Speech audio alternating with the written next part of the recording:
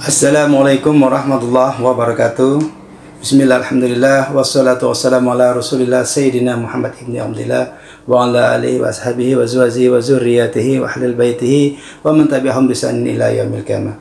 Asyhadu an la ilaha illallah wahdahu la syarika lah wa asyhadu anna Muhammadan abduhu wa rasuluhu la nabiyya ba'da. Sadaqallahul azim. Para sahabatku semua, pemirsa channel Terindah dimanapun berada, semoga kita semua senantiasa diberikan kesehatan lahir wal batinah dan diberikan rezeki yang halalan thayyibah untuk beribadah kepada Allah Subhanahu wa taala. Amin ya rabbal alamin. Oke, para sahabat, tidak memperpanjang mukadimah, pada video kali ini saya akan menyampaikan tentang sesuatu yang harus saya sampaikan. Apa itu? Yaitu tentang pemerintahan Pak Prabowo yang menjelang 1 tahun pemerintahannya, dilantik 20 Oktober 2024 dan saat ini tanggal 17 Oktober 2024, dan 3 hari lagi pas 1 tahun Republik Indonesia mendapatkan Presiden Pak Prabowo Subianto. Banyak cerita, janji yang telah direalisasikan, tapi tak banyak pun. Tapi banyak, ada juga janji-janji yang belum terrealisasikan, masih hanya teromongkan lewat mulut, masih teromongkan lewat kata-kata dan belum mendapatkan realisasinya. Tapi waktu masih panjang, bukan hanya dalam 1 tahun itu yang harus dipenuhi janji Pak Prabowo. Tapi yang akan menjadi bahasan saya yang khusus pada video kali ini yaitu tentang kenaikan gaji guru yang di awal pemerintahannya bahkan menjadi salah satu program yang sangat bombastis, sehingga para guru-guru baik itu yang sudah ASN maupun yang sudah P3K maupun yang masih para honorer, para guru itu beramai-ramai memilih Pak Prabowo hingga saat ini menjadi Presiden Republik Indonesia.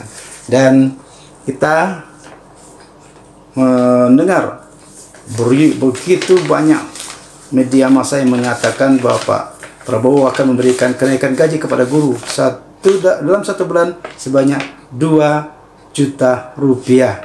Apakah itu telah terrealisasi apa belum? Mari kita lihat yang akan saya ulas kali ini. Oke, terjeda beberapa detik, suatu hal yang biasa. Oke, kita melihat yang mana kemarin saya sudah pernah membahas juga minggu yang lalu, yaitu mengenai kenaikan gaji ASN termasuk guru dan juga para pegawai negara lainnya dalam yang dituangkan dalam Perpres nomor 79 tahun 2025, dan itu belum terrealisasikan tentunya, tetapi sudah ada skenario untuk menaikkannya. Kita harapkan semoga Pak Prabowo merealisasikan itu tadi. Kita lihatlah di sini dalam gaji guru, khususnya yang sudah ASN maupun yang masih honorer termasuk P3K, baik yang paruh waktu maupun penuh waktu, telah minimalnya telah mendapatkan tiket untuk mendapatkan kenaikan gaji yang cukup luar biasa. Karena Pak Prabowo menginginkan Indonesia ini sejahtera untuk semuanya, sejahtera untuk para rakyat Indonesia. Tapi pertanyaannya adalah, dengan kenaikan, dengan Perpres nomor 79 tahun 2025 itu, apakah seluruh rakyat Indonesia akan sejahtera? Atau hanya para ASN, para guru, para TNI, Polri, dan para anak-anak negeri atau para anak kandung Republik Indonesia ini saja yang akan sejahtera? Nah, dari sinilah saya melihat dari satu sisi pandang yang juga bukan berbeda, tapi menyuarakan daripada sisi yang lain, untuk diketahui bahwa rakyat Indonesia itu bukan hanya para ASN, bukan TNI, Polri dan keluarganya, bukan para P3K, bukan para anak-anak atau orang-orang yang bekerja di BUMN saja yang memakan gaji dari APBN negara ini maupun APBD daripada negara ini, tetapi para pekerja lepas, para buruh-buruh sawit, para buruh-buruh konstruksi jalanan, dan buruh-buruh bangunan, serta para pemulung di seantero negeri ini berkelimpahan derita Kenapa? Karena sebagai dampak daripada sebuah kenaikan gaji para ASN ini, tentulah harga-harga daripada kebutuhan pokok di Indonesia pasti dia akan melonjak atau meningkat dengan segala variasinya. Dan apakah Pak Prabowo juga atau pemerintahan Indonesia ini akan memberikan tunjangan atau kenaikan gaji para pemulung, yang mana tiap malam para pemulung itu berkeliaran di dalam bak-bak sampah, memutik sampah-sampah yang ada, harganya untuk dia kumpulkan dan untuk kemudian hari mereka jual. Apakah ada kenaikan harga di sana? Kenaikan gaji bagaimana mereka? Kita tidak bisa memastikan. Saya memastikan tidak langsung pemerintah memberikan kenaikan gaji kepada mereka. Coba juga kita lihat kepada para mereka yang kerja-kerja sebagai kuli di perkebunan sawit itu, dan juga mereka kerja berdasarkan sepertinya berdasarkan kesukarelaan para pemilik daripada perkebunan sawit itu untuk memberikan mereka gaji setelah mereka bekerja. Apakah pemerintah ada di sana untuk menaikkan gaji mereka? Saya tidak meyakininya dengan sepenuh hati. Apakah pemerintah mampu menekan para pemilik perkebunan sawit itu untuk memberikan atau PTPN untuk memberikan kenaikan gaji kepada para buruh sawit itu? Saya tidak begitu meyakinkan. Coba kita lihat lagi buruh-buruh pabrik yang ada di seantero negeri ini. Mereka digaji hanya berdasarkan mungkin UMR yang telah ditentukan, tapi itu tidak 100% berlangsung kepada semuanya, dan juga tidak mengalami kenaikan gaji sebagaimana yang dilakukan oleh pemerintah terhadap para ASN, kepada TNI Polri, kepada honorer, mungkin pada honorer yang ada di negeri-negeri tersebut mungkin akan mengalami kenaikan gaji. Tapi apakah mereka buruh-buruh pabrik itu mengalami kenaikan gaji oleh pemerintah? Saya tidak meyakininya. Terus kita lihat kepada para pekerja bangunan atau buruh-buruh bangunan tersebut.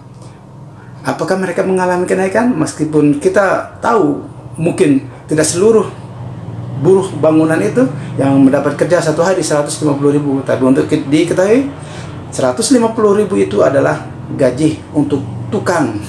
Tapi untuk kenek ataupun bagi para pemula tidak sampai seperti itu, 125.000, dan itu tidak merata. Bahkan ada tukang di berbagai pelosok negeri ini yang gajinya hanya 100.000 dalam satu harinya. Tetapi yang perlu diketahui, meskipun dalam hitungannya 100.000 atau 125.000 per hari itu besar, tetapi tak selamanya bangunan itu ada di sana, dan kenaikan gaji pun tidak pernah mereka rasakan. Nanti setelah 3 tahun kemudian tidak bekerja, tetap juga segitu gajinya. Apakah pemerintah hadir di sana? Mungkin pemerintah hadir dalam wujud membangun sesuatu di sana, tetapi itu tidak bermanfaat. Yang akan saya bahas selanjutnya adalah kenaikan gaji daripada ASN, TNI Polri, dan pejabat-pejabat lainnya itu merupakan satu hal yang bagus bagi pemerintah untuk mensejahterakan negeri ini. Tetapi seharusnya tidak ada penganaktirian terhadap warga negara Republik Indonesia. Naikkan gaji, kesejahteraan cukup bagus. Kenaikan harga, ini yang jadi permasalahan. Kenapa? Banyak, atau kita lihatlah jumlah PNS di seluruh Indonesia ini tidak lebih daripada 7 juta orang yang aktif.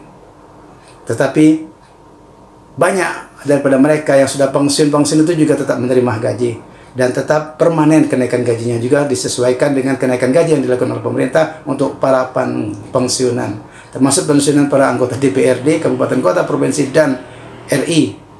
Dia tetap kenaikan gaji. Sementara para anak negeri yang tidak mempunyai akses dari pemerintah, buruh lepas, buruh sawit, buruh jalanan, pengecoran jalan, aspal, dan lain sebagainya itu, termasuk para buruh-buruh di pabrik-pabrik tekstil, pabrik-pabrik minyak sawit, pabrik-pabrik karet, dan lain sebagainya, mereka tidak pernah mengalami kenaikan gaji yang diberikan oleh pemerintah. Dan masuk juga para pemulung-pemulung yang mengais dari tong sampah ke tong sampah untuk menghidupi anak cucunya, untuk menghidupkan keluarganya, dan bahkan untuk menyekolahkan anak-anaknya. Mereka tidak pernah tersentuh oleh pemerintah. Kalaulah ada semacam bantalan sosial yang diberikan oleh pemerintah, itu tidak bersifat permanen. Tidak bersifat permanen artinya hanya bantalan 2 bulan, 3 bulan, atau selama 6 bulan berturut-turut, atau selama 1 tahun berturut-turut. Sementara setelah itu mereka harus apa? Kebutuhan sudah meningkat, mereka tidak mengalami peningkatan gaji yang secara permanen. Berbeda dengan kenaikan gaji para ASN, TNI, Polri, dan para karyawan-karyawan BUMN lainnya yang mana ada akses kepada pemerintah untuk mendapatkan gaji melalui APBN maupun APBD. Mereka mengalami kenaikan ini secara permanen. Sementara kebutuhan makan mereka juga permanen, gajinya tidak permanen, bantuan dari pemerintah juga tidak permanen. Dan juga sekolah semakin meninggi harganya, mereka banyak yang tidak bersekolah. Seperti pada video saya yang terdahulu, bahwa anak-anak yang tidak bersekolah itu adalah anak-anak yang sebagian besar adalah bukan anak-anak ASN, bukan anak-anak TNI Polri, bukan anak-anak daripada para karyawan-karyawan BUMN, apalagi anak menteri dan lain sebagainya. Dan inilah merupakan suatu kepincangan yang juga harusnya dipertimbangkan oleh pemerintahan Pak Prabowo.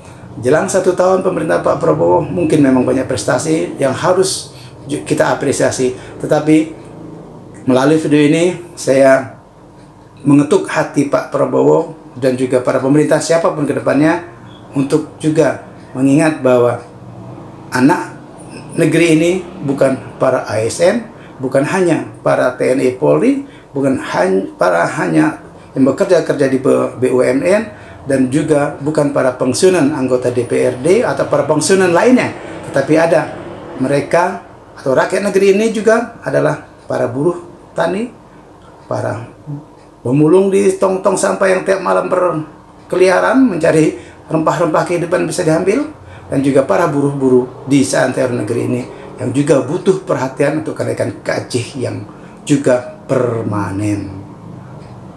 Terlebih lagi para tenaga outsourcing yang tidak bisa mendapatkan kesejahteraannya secara permanen, karena setelah kontrak kerjanya selesai tidak dapat apa-apa yang mereka bawa pulang setelah habis hubungan kerjanya. Dan sangat berbeda lagi Perpres nomor 79 tahun 2025 untuk kesejahteraan para anak-anak kandung daripada pemerintah Republik Indonesia ini, termasuk para pensiunan dan yang saya sebutkan tadi.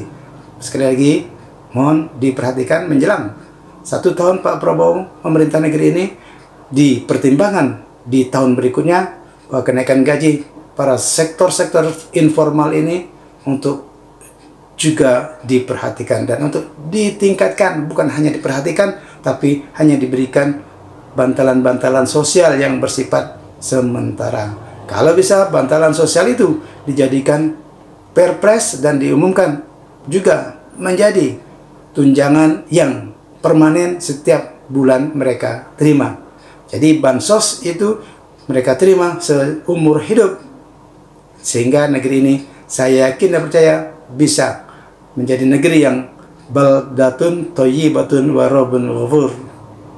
Demikian, semoga bermanfaat dan semoga video ini sampai kepada orang yang mendengarkannya dan bisa direalisasikan.